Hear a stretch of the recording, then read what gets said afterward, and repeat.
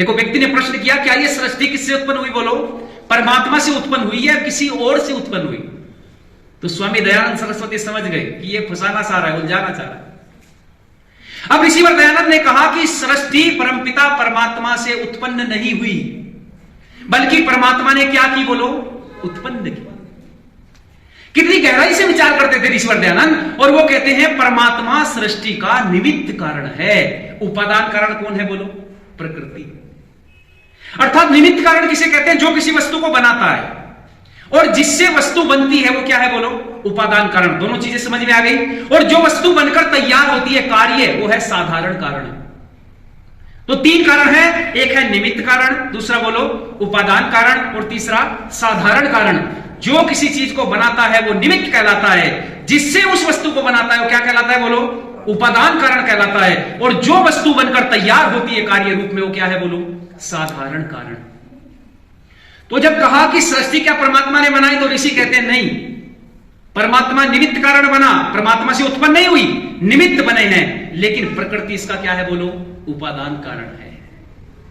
जब यह बात सामने रखी, तो सामने रखने के बाद में तुरंत एक वेदांती व्यक्ति ने प्रश्न किया, नवीन वेदांती जो है, अलग अलग तरीके से सृष्टि का निर्माण किया गया। यह प्रकरण चूंकि मेरे विषय से जुड़ रहा है, और अब हम नया वर्ष भी मनाने जा रहे हैं, आर्य समाज का स्थापना दिवस भी मनाने जा रहे हैं, तो इस चीज को मैं स्पष्ट करना चाहता हूं आप लोगों से।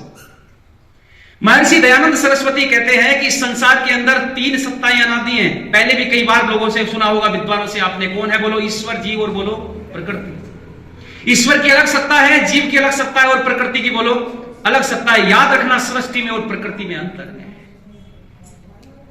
प्रकृति अलग चीज है और सृष्टि बोलो अलग चीज है। प्रकृति सत्व रज तम की साम्य अवस्था है, जिससे परमात्मा ने, वो रॉ मटेरियल है जिससे परमात्मा ने सृष्टि का निर्माण किया, वो है प्रकृति। और परमात्मा ने सृष्टि को बनाया, और बनाने के पश्चात परमात्मा इसका पालन कर रहा है। और कैसे बनाया, आप जरा विचार करके देखिएगा, कितने सुंदर तरीके से परमात्मा ने सृष्टि का निर्माण किया। इस सृष्टि से परमपिता परमात्मा ने सत्व रज तम से सबसे पहले सुंदर सी वस्तु का निर्माण किया, हुआ है महतत्व। क्या है? बोलो, महतत्व। अर्थात उसको बुद्धि कहते हैं, बुद्धि। इस महतत्व बुद्धि से बना अहंकार, और अहंकार से फिर परमात्मा ने 5 ज्ञानेंद्रियां, 5 कर्मेंद्रिया और 5 तन्मात्राएं और एक मन। 5 ज्ञानेंद्रिया, 5 कर्मेंद्रिया और 5 तन्मात्राएं और एक मन। लेकिन ज्ञानेंद्रिया और कर्मेंद्रिया और तन्मात्राएं ये कैसे कैसे बनी, आप विचार करके देखना। महर्षि दयानंद सरस्वती को पढ़िएगा, और उससे पूर्व भी एक और ऋषि को पढ़िए, महर्षि याज्ञवल्क्य। महर्षि याज्ञवल्क्य ने शतपथ ब्राह्मण में पूरा कंप्लीट इस प्रोसेस को खोला है। यदि हमें सत्य असत्य का निर्णय करना है, तो हमें वेद का सहारा लेना पड़ेगा, और यदि वेद के सहारे को आप समझना चाहते हैं, तो ऋषियों के पास जाना पड़ेगा। तो महर्षि याज्ञवल्क्य के पास गए। महर्षि याज्ञवल्क्य कहते, किसी अहंकार में सतोगुण को मिलाकर के ज्ञानेंद्रिया बनी, इसी अहंकार में तमोगुण रजोगुण को मिलाने के पश्चात में क्या बना? कर्मेंद्रिया बनी, और इसी अहंकार के साथ तमोगुण को मिलाकर के बनी तन्मात्राएं। और इन तन्मात्राओं से परमपिता परमात्मा ने, जो रूप रस गंध स्पर्श शब्द के रूप में थी, इन्हीं तन्मात्राओं से बनाए 5 महाभूत।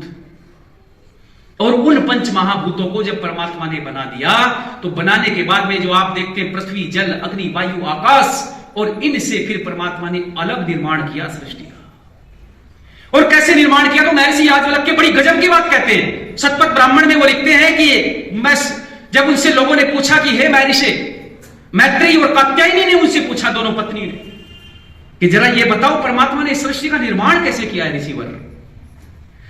तो ऋषिवर समाधिस्थ अवस्था में जाते हैं, और वहां बैठ करके चिंतन करते हैं कि एक अंडाकार गोला, अर्थात परमात्मा ने अपने गर्भ में इस सृष्टि की स्थापना की है। ये रूप रस गंध स्पर्श शब्द, ये जो 5 महाभूत से, इनसे सबसे पहले परमपिता परमात्मा ने इन 5 महाभूतों से ग्रह नक्षत्रों का निर्माण किया। उसमें एक पृथ्वी ग्रह है, और यह पृथ्वी इतनी गर्म थी कि इस पर जीवन संभव नहीं था।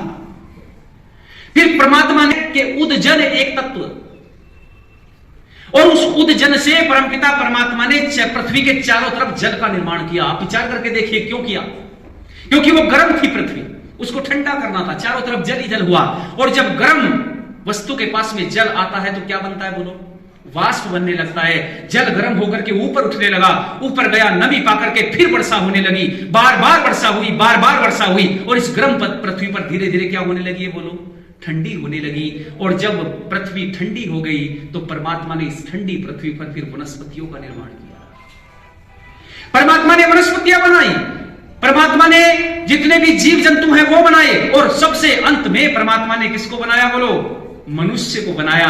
और ये मनुष्य बने, और जिस दिन ये मनुष्य पृथ्वी पर आया वो समय था चैत्र मास की शुक्ल पक्ष की प्रतिपदा तिथि।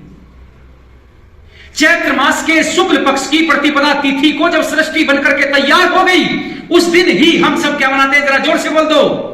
नववर्ष मनाते हैं। और ये नववर्ष केवल भारतीयों के लिए नहीं है, ये नववर्ष किसी देश विशेष के लिए नहीं है, बल्कि संपूर्ण पृथ्वी के मानवों के लिए नववर्ष मनाया जाता है। क्योंकि प्रकृति में नया संचार बोलो, नई कोपलें फूटती हैं, नया प्रकृति स्वरूप धारण करती है, नया श्रृंगार धारण करती है। और यही कारण था कि नया